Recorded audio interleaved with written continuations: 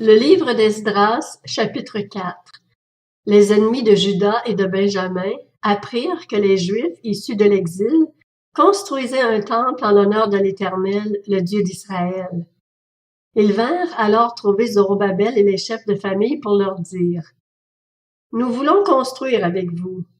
En effet, nous adorons votre Dieu comme vous, et c'est à lui que nous offrons des sacrifices depuis l'époque où Esar-Hadon, roi d'Assyrie, nous a fait monter ici. » Mais Zorobabel, Josué et le reste des chefs de famille d'Israël leur répondirent: « Ce n'est pas ensemble que nous devons construire une maison pour notre Dieu.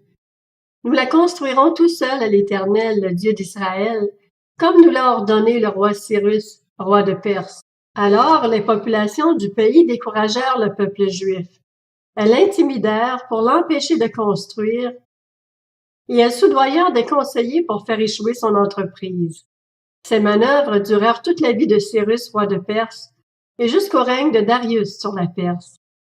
Ainsi, sous le règne d'Assuérus, au début de son règne, ils écrivirent une accusation contre les habitants de Juda et de Jérusalem.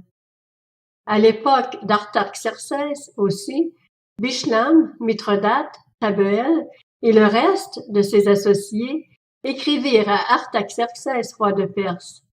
La lettre était écrite en caractères araméens et formulée en araméen. Rehum, le commandant, et Shimshai, son secrétaire, écrivirent au roi Artaxerxès la lettre suivante à propos de Jérusalem.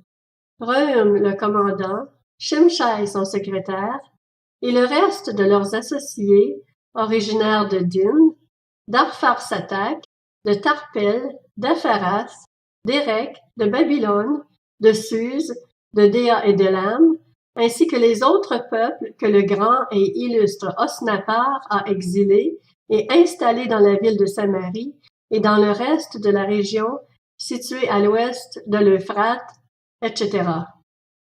Voici la copie de la lettre qu'ils envoyèrent au roi Artaxerxès.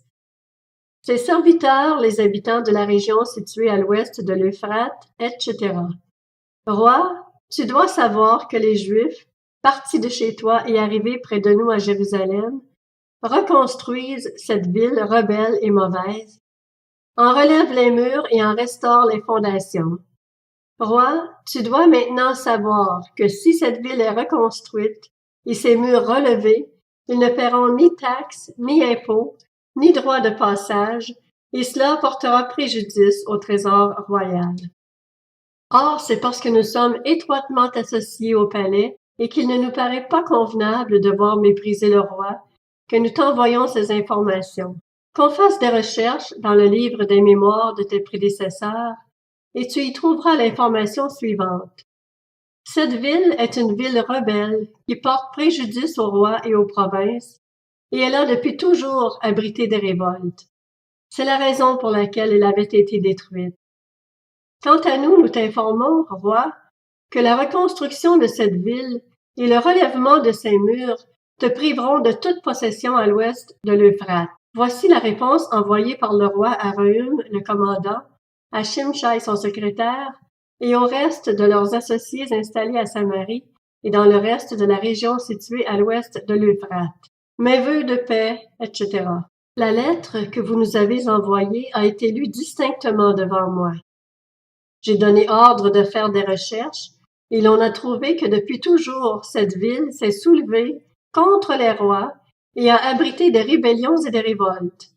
De plus, il y a eu à Jérusalem des rois puissants qui ont exercé leur domination sur toute la région située à l'ouest de l'Euphrate et auxquels on payait taxes, impôts et droits de passage. Ordonnez donc de faire cesser les travaux de ces hommes afin que cette ville ne soit pas reconstruite tant que je n'en aurai pas donné l'autorisation.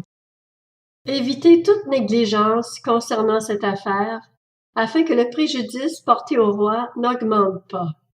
Dès que la copie de la lettre du roi Artaxerxès eut été lue devant eux, Rehum, Shimshai, son secrétaire, et leurs associés s'empressèrent de se rendre à Jérusalem vers les Juifs, et ils firent cesser leurs travaux par la violence et la force. À ce moment-là, donc, le travail effectué pour la maison de Dieu à Jérusalem s'arrêta, et ce jusqu'à la 2e année du règne de Darius sur la Perse.